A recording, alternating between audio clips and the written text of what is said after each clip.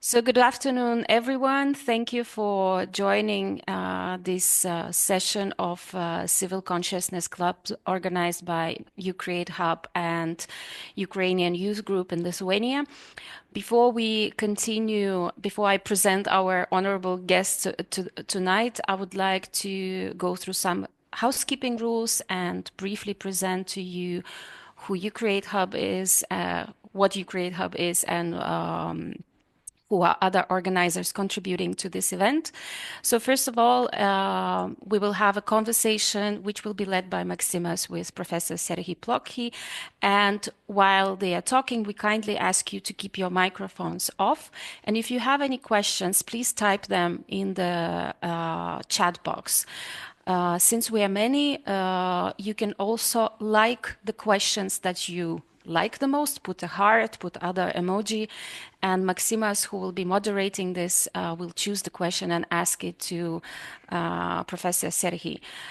After an hour together, those of you who would like to stay on and continue discussing can stay with us until 5:30, which will be 1.5 hours in total, or you can leave after Professor Plokhy is finished with his conversation.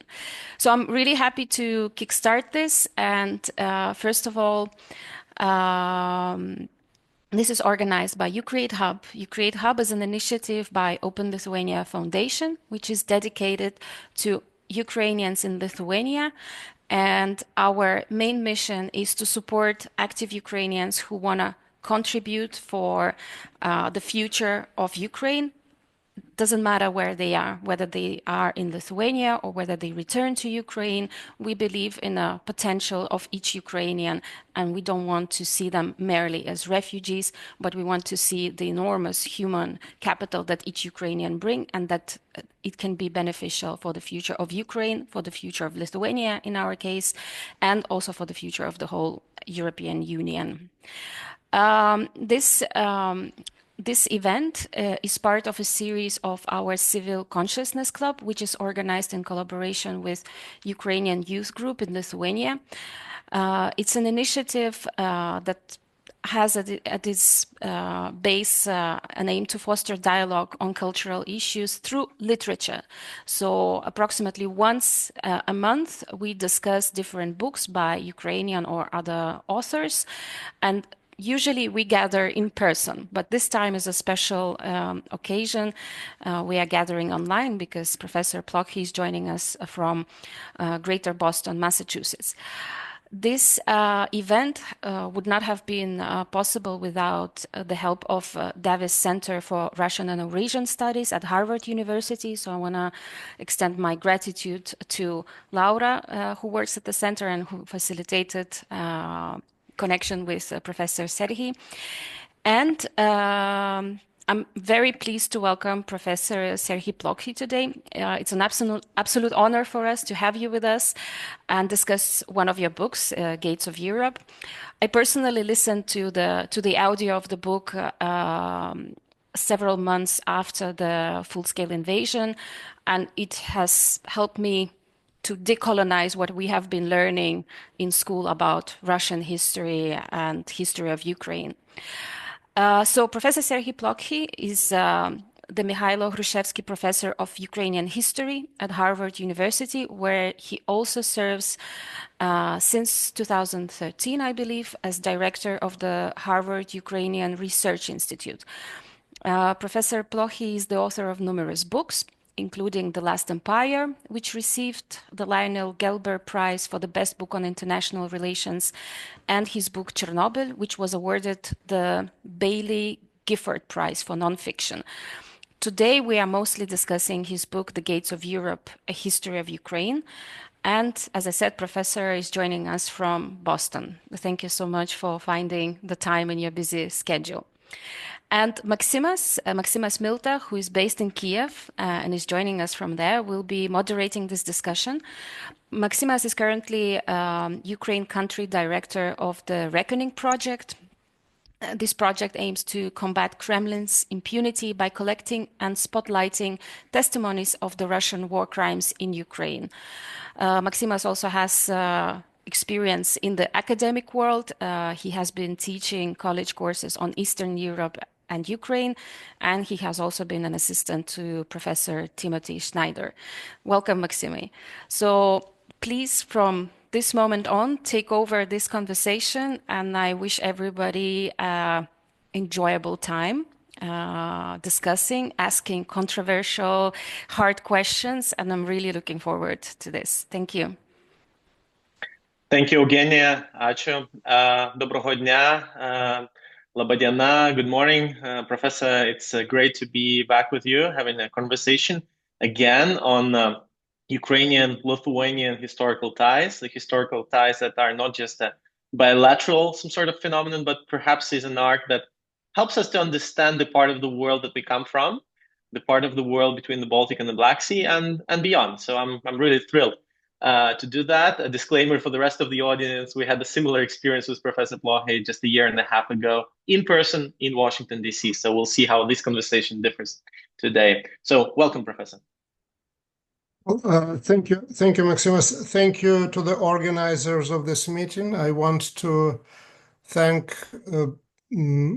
Lithuania, the people of Lithuania, for the support that has been offered to Ukraine in this terrible war. And Maximus, it's a pleasure to see you. And the Reckoning Project, again, I'm very grateful to your colleagues. My latest book is called Chernobyl Roulette, on the Russian occupation of Chernobyl. It would be a very different book without the interviews collected by Alexei Rodinsky and other colleagues of yours. So it's a pleasure to meet in this context, institutional and also personal. Thank you, Professor. And perhaps let's start actually with the very date that we're speaking today, because today is not just another day of the full-scale invasion, another day of the war of aggression. Today is 1,000 days since the full-scale invasion actually began. And certainly 1,000 days ago, there were many misperceptions about Ukraine that existed in the public discourse, in academic discourse, and then they turned to be completely irrelevant 1,000 days after. So, Professor, if you had to single out 3 specific misconceptions about Ukraine that existed then and now are completely busted, what would you say?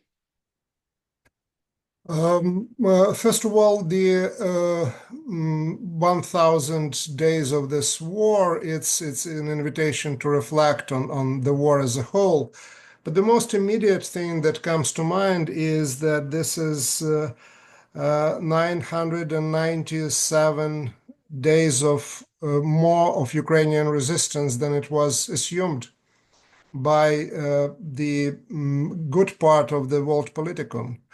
The people in Washington in February of 2024 and Putin and his circle in Kremlin disagreed on many things back then, but there was one kind of a tacit understanding, or if not agreement, that Ukraine would not last for more than 3 days or a few weeks.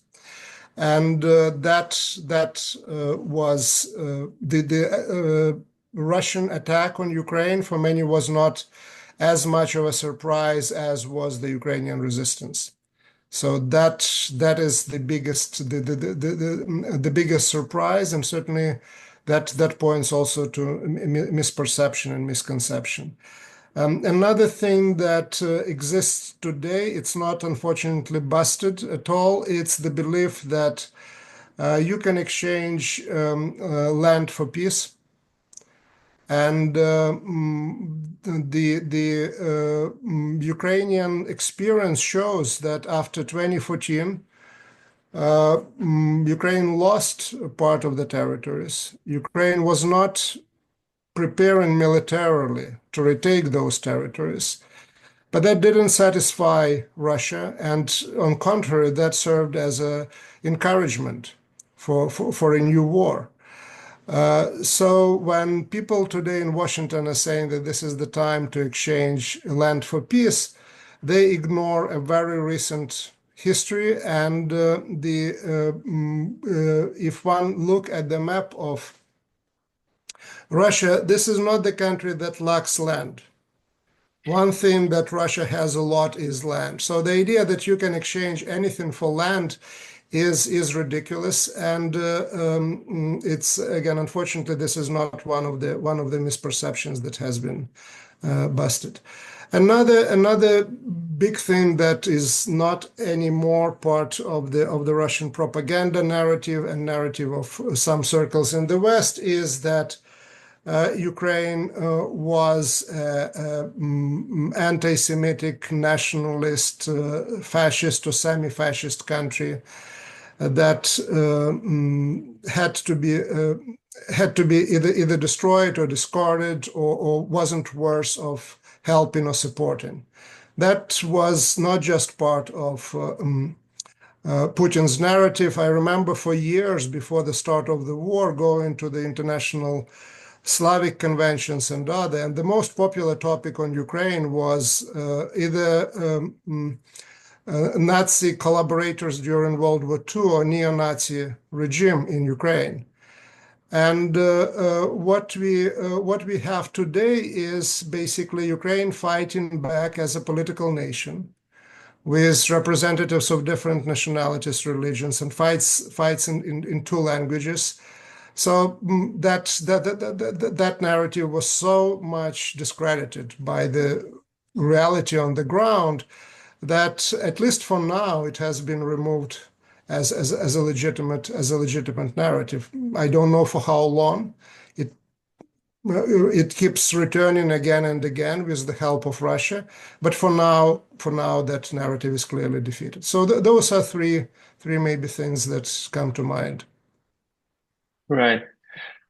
Professor, in the opening remarks, Eugenia talked about the human capital, right? She talked about the importance of ensuring agency of Ukrainians who were forced to flee their homeland. And since 2014, there are millions of Ukrainians, and even more so after 2022, that were forced to flee their homes. And from what I know from the history of Ukraine, that proportion of Ukrainians who almost in a single instance had to flee their homes and found out themselves overseas is quite unprecedented. And certainly we can talk about many negative repercussions of it. It disrupts the social fabric, it undermines the economy and whatnot, and the culture, of course, as well. But at the same time, what do you see as a potential positive spillover effect of such a huge, enormous Ukrainian presence outside of Ukraine these days, including in my home country, in Lithuania, and beyond? What do you see? How can that contribute to Ukraine's future, perhaps? Yes, it's an enormous exodus of people from Ukraine. It's a loss for Ukraine as of today, but there is a silver lining in that as well. The amount of people that otherwise would not leave Ukraine and would never either travel to Central or to Western Europe or to the United States, or if would travel there, would travel as tourists and not stay for a longer period of time and not become part of that experience, that is a capital. That is a capital. Those people, their lives are transformed. There is no way, no possibility of walking back into Ukraine as it existed before 2022. Especially this is true for students. This and most of again, I understand audience as students. This formative years. These are the years that will decide for the rest of your lives how you perceive life, what is considered to be normal, what is not considered to be normal.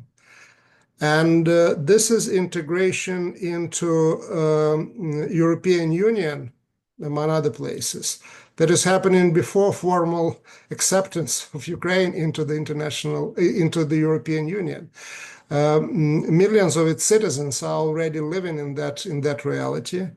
And either they go back to Ukraine or they stay where they are in Europe, but still they would be connected with Ukraine through million of ties.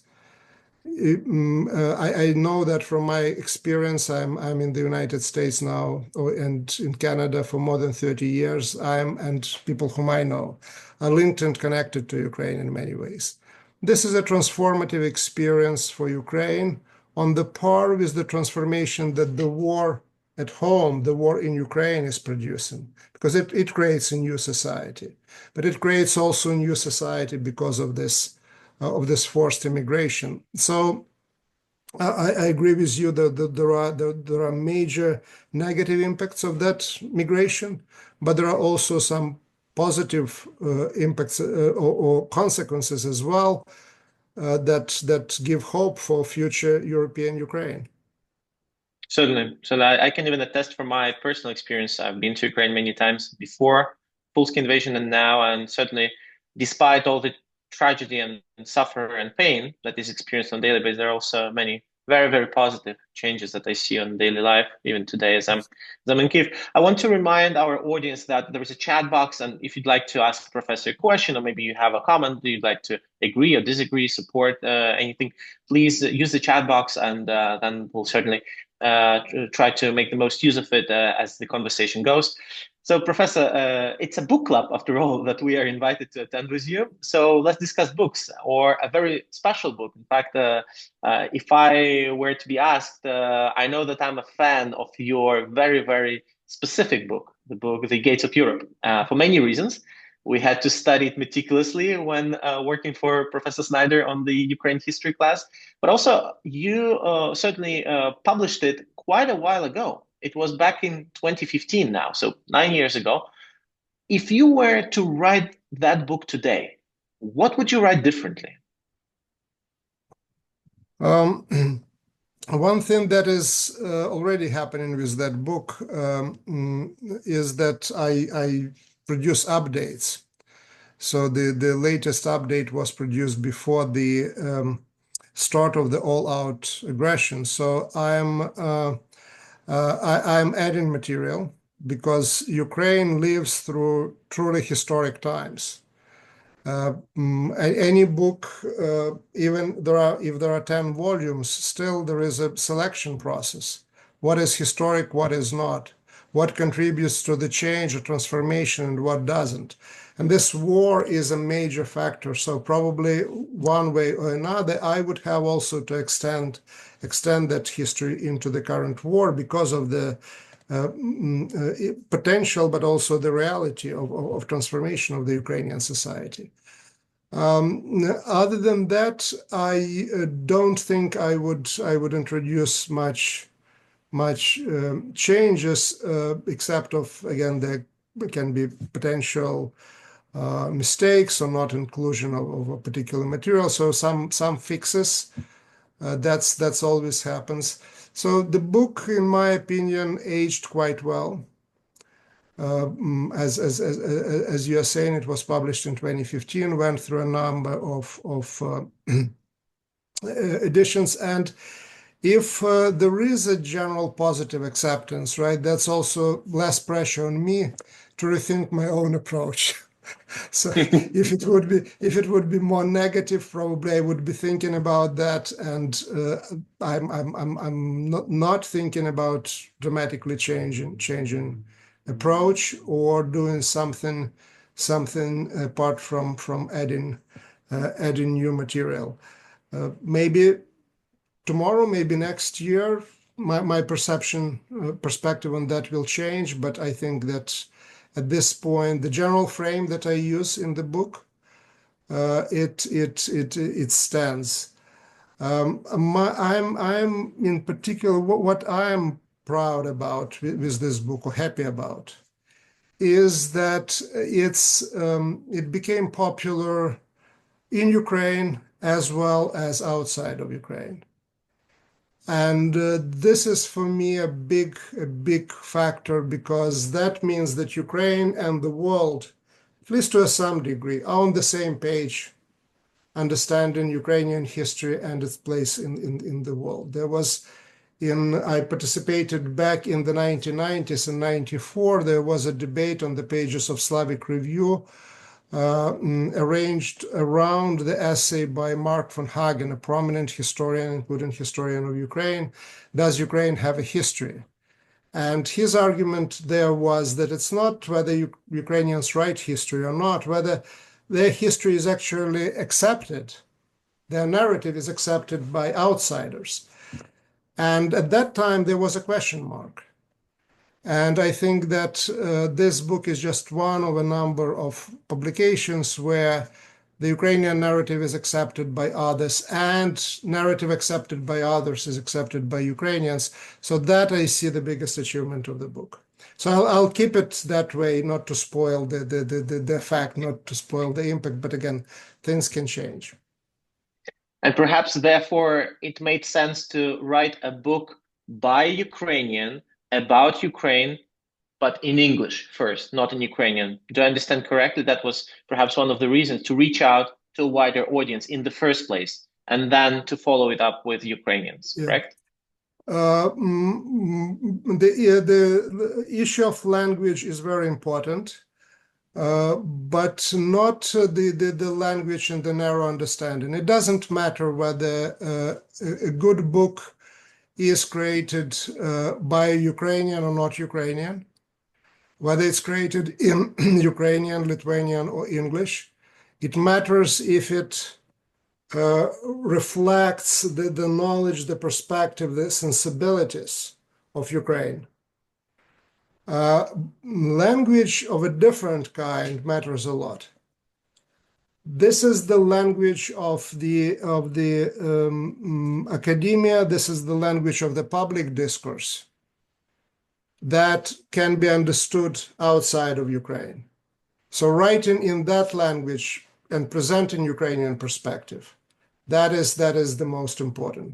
Whether the original language is Ukrainian or any other language is less important. That the way, the language in which the Ukrainian history, the Ukrainian experience, the Ukrainian sensibilities are presented is the same language in which the rest of the world is debating its own issues now.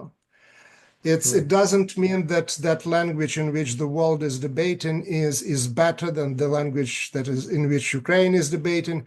It's it can be worse, it can be better, it can be the same in terms of value, but it's about communication.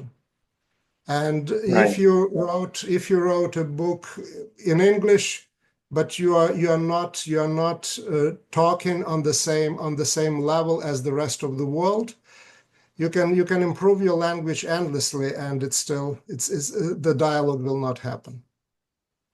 Right, indeed. Professor, in the Gates of Europe, one of, at least to me, one of the most eye-opening and useful in the practical sense of the word tools that you introduce is the change of the optics, the perception of Ukraine's history, not as an interaction between East and West, but between North and South. And at least to me, it is very practical, eye-opening experience to see the history flow in that particular regard, on that particular axis. But when you discuss your book, or you are asked questions by non-history trained audience, by audience who come from different backgrounds, perhaps are less versed in historical nuances, what do you think is the hardest for non-history trained audience to perceive in what you are articulating in the Gates of Europe? I have some idea about that thanks to social media, and if you go and look at the comments on Goodreads or Amazon or somewhere else, so you get some sense. You're not. It's a bad idea to take too seriously either praise or critique. It's not curated collection of stuff, so all sorts of things end up there. But what I hear is mostly that the Ukrainian history is so complicated. In American English, there is no much difference between term nation and state. Nation presumes states. The organization of United Nations organization, again, that's a product of the imagination of the American political elite of the World War II period, equates nation with state.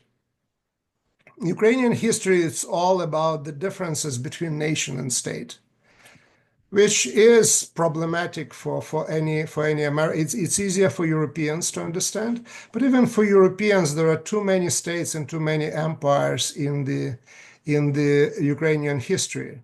So that's a challenge for someone in France or in Germany reading my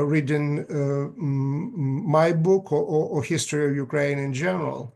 It can be a challenge even for most probably of the countries in Asia or in Africa, because they became independent out of the boundaries of one empire.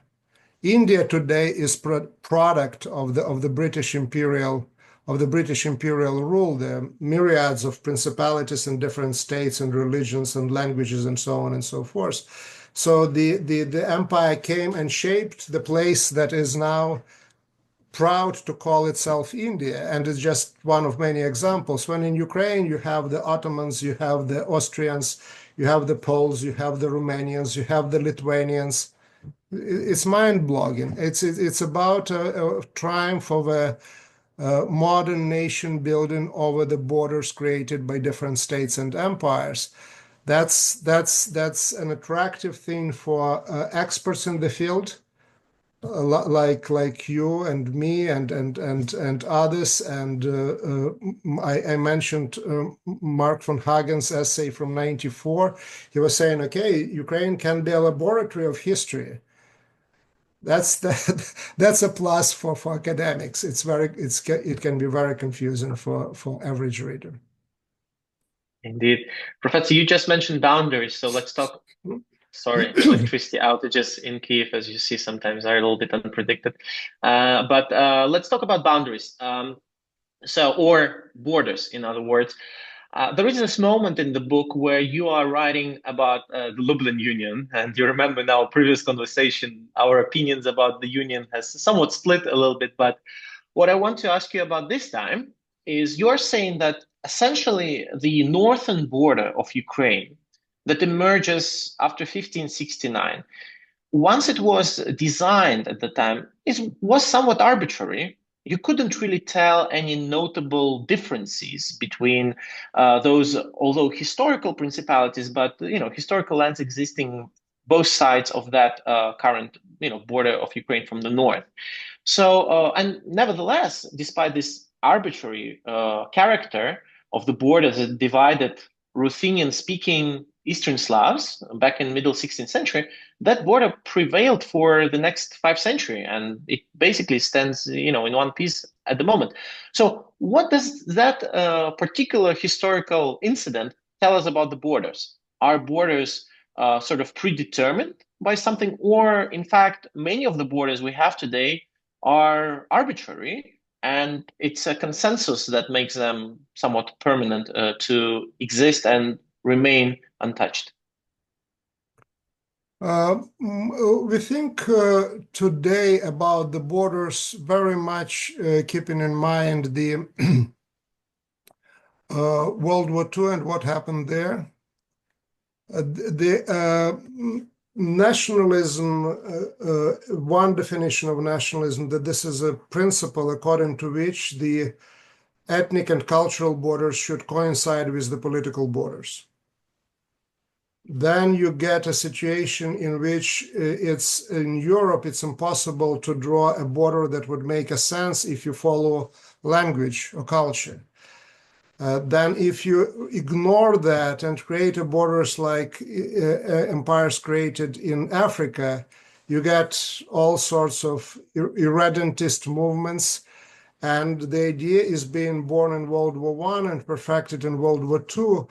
If we can't move the borders to make that would accommodate nationalities, let's move nationalities. That's the origins of the ethnic cleansing. That's the origins of forced deportations, exchange of the populations, and so on and so forth. So ethnicity and language and political border should go along. That's a very modern idea of the 20th century, which was not there before. The Ukrainian-Belarusian border is not the 20th century border. It's the border that comes at least from the times of the Union of Lublin. It is the border that is created by geography. And we have borders created by geography. The most clear example is Britain. Its borders are created by the ocean, by geography. The Ukrainian-Belarusian border is also created by geography, but not by the sea or ocean, but by the thing that is called police marshes.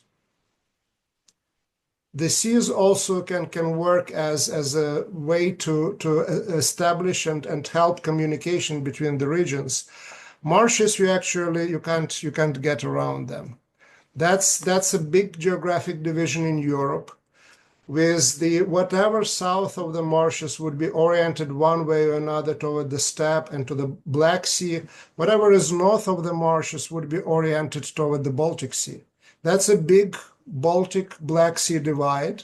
We know that the Grand Princes of Lithuania succeeded for a while to bring together the space between the Black Sea and the Baltic Sea, but that was a short-lived phenomenon, which fell apart, not fully, but fell apart at the Union of Lublin, when what is perceived today as Ukrainian principalities, or Ostroysky and others, deciding that they actually have more in common and can benefit from closer alliance with the Kingdom of Poland, because Kingdom of Poland already owned in Galicia and Podolia part of the steppe border.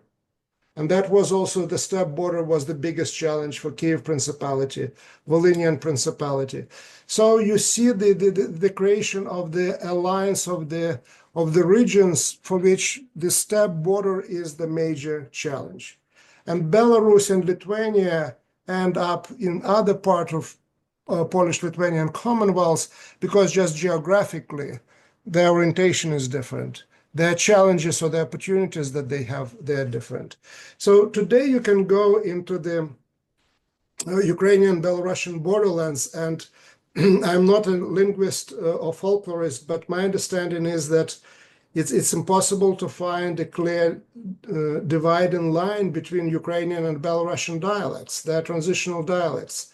This is not the border created by the ethnic cleansings and mass deportations of the 20th century. This is the border created by the very important European divide between South and North, East European divide. I'm just thinking now, Professor, counterfactually, imagine we're back in Horodla Union times 1413, and Vytautas decides, okay, we'll have privileged rights not only to Catholic nobility but also to Orthodox nobility. Maybe that would have prevented the Ukrainian, Ruthenian, dukes and princesses from reverting to Poland. But that's only some legacy dreams. I have a question here from the chat box, Professor, from Hanna Dovbach. And she's thanking you for your books and for the way you write. And her question is about the Russian imperialism, how to overcome it in culture. She refers here that Lithuania and Poland didn't become empires and decided not to be nostalgic about their great past. Well, I'm not sure, Hanna, I agree with you here at this point, but doesn't matter. So the question to you, Professor.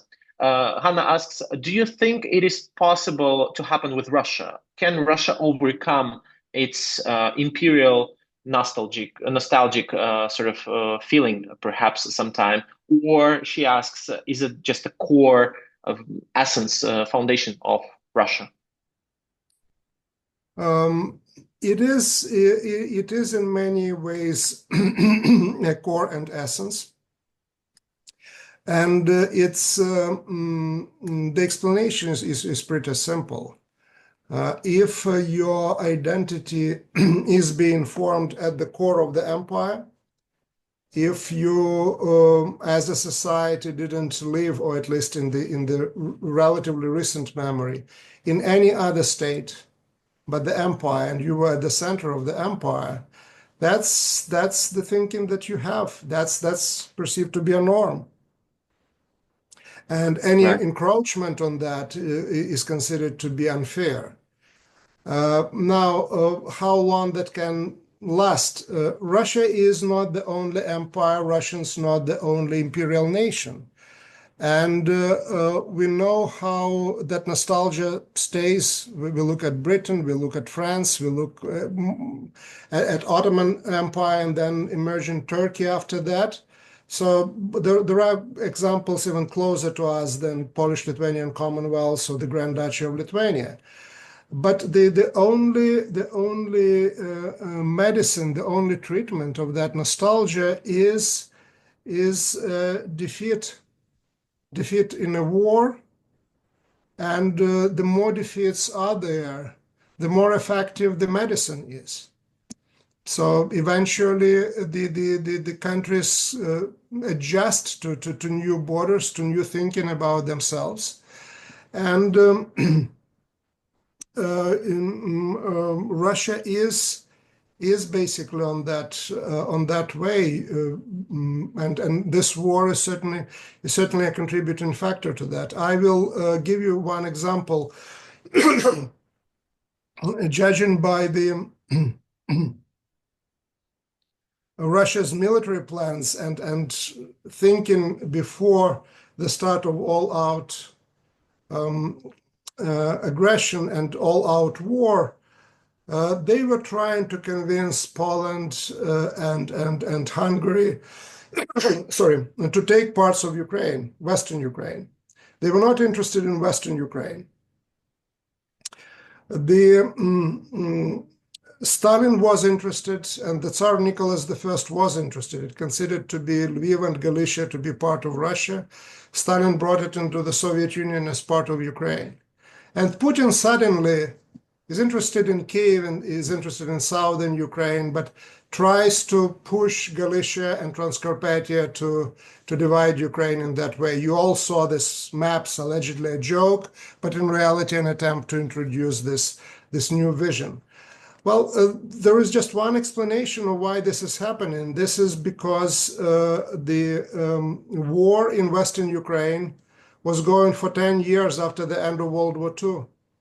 There was a resistance. The Ukrainian insurgent army was there. It was defeated, but it actually left a long memory in Russian political cycle that, okay, these are guys with whom it's better maybe not to mess up. It will be a trouble. I think this is the message that now Central and Eastern Ukraine is sending to Putin. So it's the impact of that message. Sometimes it's difficult to see or appreciate in immediate time, but the hundreds of thousands of body bags that arrive to Russia from Ukraine can send all sorts of messages, but the message that Russians and Ukrainians are one and the same people is not among those. Right. I think that exactly the experience of guerrilla resistance after the Second World War is just another example where we can see so many similarities between the Lithuanian history and Ukrainian history in terms of attitudes and total unacceptance of the occupation, right? Because just like in Galicia, so in Lithuania and the rest of the Baltics, the guerrilla warfare continued. So whenever we think about how long was the war lasting, the Second World War doesn't really stop in these parts of the world in 1945. It actually lasts through the guerrilla warfare. I believe that's also one of the optics of seeing our history here and seeing that historical arc. Would you agree with that? Yes, absolutely, and that is we started our now I'm confusing. I was talking to a Lithuanian reporter before that. So, but he asked a question about yeah, we also started with misperception, so it wasn't both.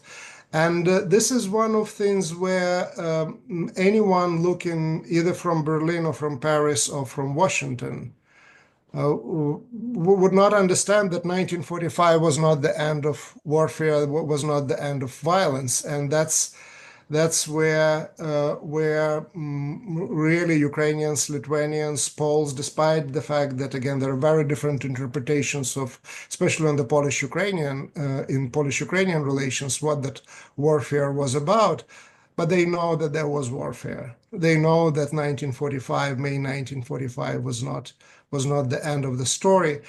And that is one of the, again, foundations of misperceptions. That's where we started our conversation. There is a very interesting question from Tatiana in the chat box, and Tatiana is somewhat questioning the title of your book, Professor. She is asking, when did Ukraine stop being the gate of Europe? She suggests, was it the Poltava battle? Was it Pereyaslav Treaty, or any other of the dates, or maybe 1921? Or she asks, a little chink remained anyway. So what's your take on that? Well, I was looking for a frame and I was looking for a metaphor that would work for Ukrainian history for more than 1,000 years, which is basically mission impossible. But the closest I could get to one frame and one metaphor that would summarize Ukrainian history was the idea of the gates. And it starts certainly with the fact that the imagination about what is Europe is moving. Today it's the border on the Don River, then tomorrow it's on the Ural Mountains.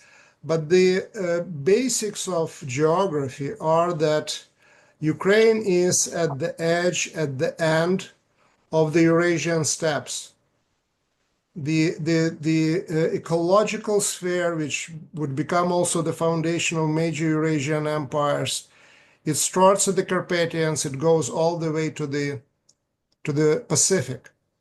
That's the space in which Ukraine functions, and it is on the end of that steppe, exactly where the non-steppe civilizations already start. That's European civilizations.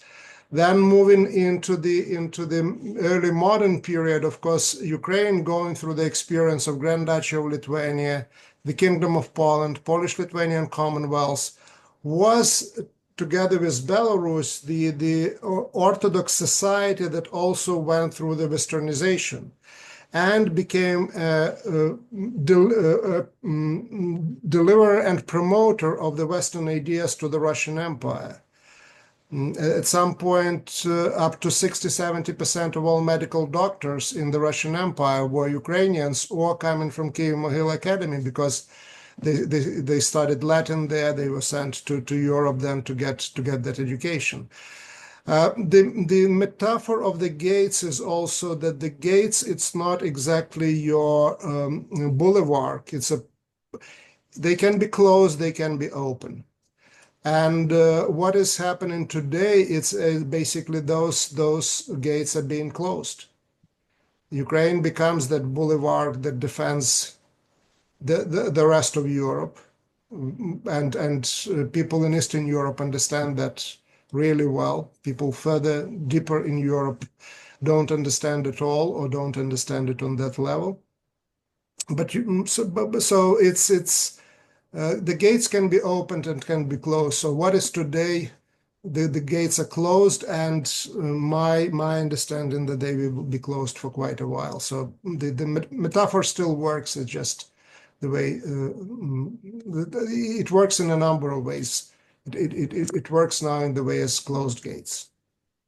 Right. I think, Professor, what you are saying about the intrinsic relationship between geography and history, this is of crucial value here, especially for perhaps the audience that we have here who is aspiring to immerse them more in history. It's from my experience, even reading your book, it's just a vivid illustration that you cannot study history to be a student of history if you are not simultaneously a student of geography. There is no history that takes place in some vacuum, outside of geography. It's such an intrinsic and mutually, sort of coherent relationship that I believe it might be even useful in every curriculum to start with actually teaching students geography first, and only then the historical dates and whatnot. Otherwise, it's just impossible to study the subject, I believe. Yes, I agree. And I would extend this idea to study not just geography, but to a degree geology. Right. Because it matters whether it's a black earth or not. It matters whether you have uranium ore on your territory or not. So this can be decisive things in human history. So really, before getting to the humans, it's very important to study and understand the environment. I agree. Indeed.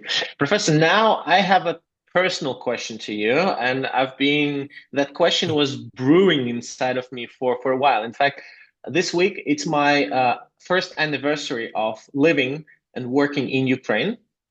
And but before I get into that, I thought from my Lithuanian background that pretty much everyone in Ukraine should know Lithuania, right? Because in Lithuania, everyone knows Ukraine. For Lithuanians, basically our written history in Lithuania pretty much starts with Ukraine. I mean, 1219 treaty between Halych-Volyn, dukes and their respective counterparts from Lithuania, not yet Grand Duchy, but just, separate Lithuanian principalities. That's the first time we have like an international treaty. That's where from Lithuanian history actually begins. It's not about the unfortunate murder on the border of Lithuania that happens in the year 1009. There, we are just a tribe.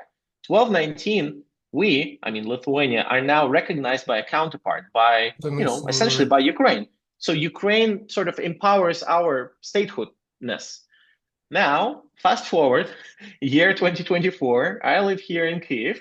And wherever I go, whenever I talk to Ukrainians, they always confuse Latvia and Lithuania.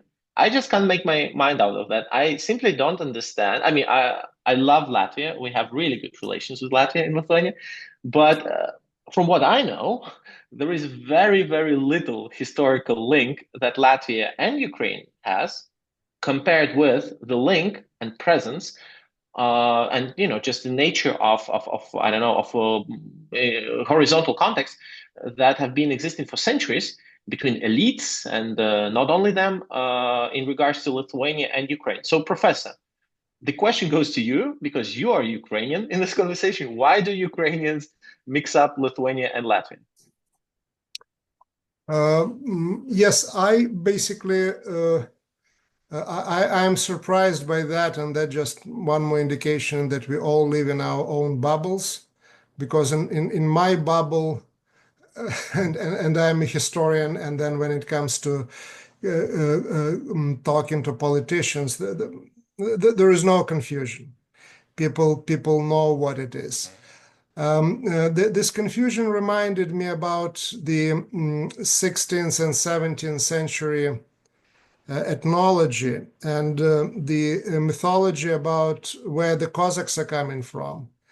And there was this theory about Khazar origins of the Cossacks. Why? Because Cossacks and Khazars allegedly sound similarly. So when the Cossack elites were looking for their origins in biblical history or early history, there was Khazars. And then they were connecting Muscovy with Mosque of Bible.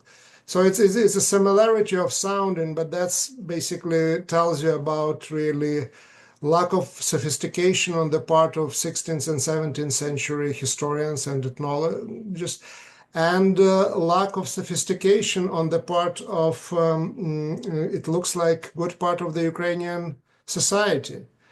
One thing that I'm sure, whatever level of confusion has been there is much less confusion today because Lithuania is the Ukrainian champion on so many levels on the international arena in dealing with the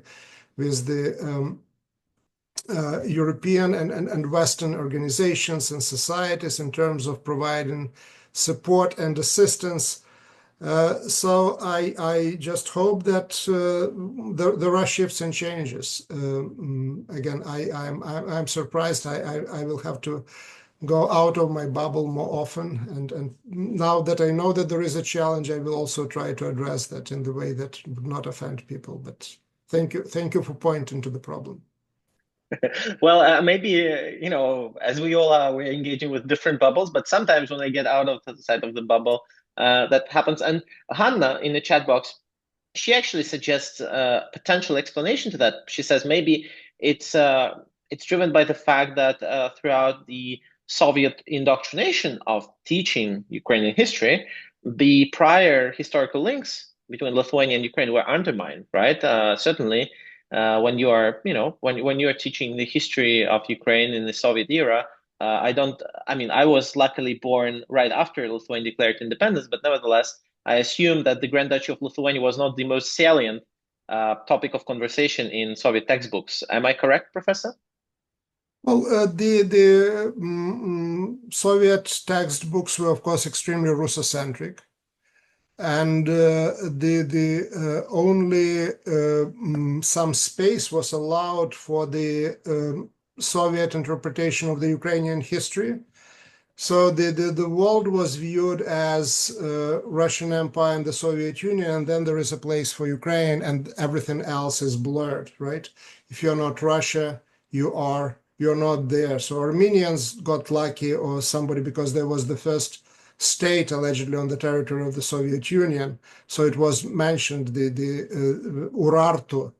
So, but that's what I remember from my school program. That's why they were there. Of course, Lithuanians were not there. One more explanation is that we have this category of the Baltic states that is being created after World War I, and lumping together countries with so different history, like Lithuania, Latvia, and Estonia, and treating them as one not just political entity, but one historical entity. It can be also an explanation, but that's maybe for a more sophisticated audience. Again, thinking about the Baltic states, and then they're all one and the same. That's what I encounter even within my bubble. This really not making historical or the distinctions between the countries in the Baltic region. Right. Professor, we are running almost out of time. Time flies discussing with you. I wish we had at least another hour, but as we are having 3 more minutes before we finish the conversation with you, I'll ask you about future. And we have the question from Arvidas Grishinas. And basically he asks, these all historically grounded experiences of the past between Poland, Ukraine, and Lithuania, can they serve as a reason for some future international security constellations? In other words, I think the question of Arvidas is, does history inspire us for the future? It does. I'm thinking about the story of the disintegration of the Soviet Union. And I think that the history of the Polish-Lithuanian Commonwealth has a direct impact on the way how the Soviet Union fell apart. We see the Polish mobilization that certainly has an impact on what is happening in Lithuania. We have Lithuania and Sąjūdis mobilization there, and Ruch in Ukraine that is very much modeling itself on the Sąjūdis and what is happening in Lithuania. Why is that, I wonder?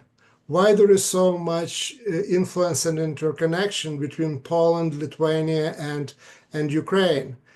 I have no other explanation but the common history, common geography, of course, but also common history. And if that experience of the country that doesn't exist since the 18th century is still relevant in the late 20th century, I'm sure that it will be relevant also in the 21st century as well. So I think we are not even close to something that can be called the end of history. History keeps influencing us. So after all, Professor, I can conclude there was at least one positive aftermath of Lublin Union. At least it made us all kind of mobilized. Although maybe we need to trace back to Kreva Union. No, absolutely, absolutely. And there were also initiatives, I don't know, they can grow into something between Poland, Lithuania, and Ukraine on the political level of sort of recreating some form of alliance. And that was more declaration of intentions than anything else. But that's where you start. You start with using your imagination, with using your historical knowledge, and with setting the agenda. So agenda is already there. We'll see how it goes.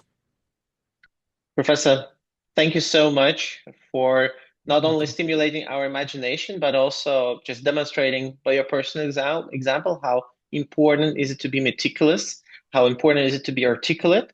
And as you are saying, your book is aging very well. I mean, it certainly serves as example, I think, for many of us, especially those aspiring to become students of history. On this note, I think we are wrapping up this conversation. I thank you again, Professor, and I'm passing the floor back to Eugenia.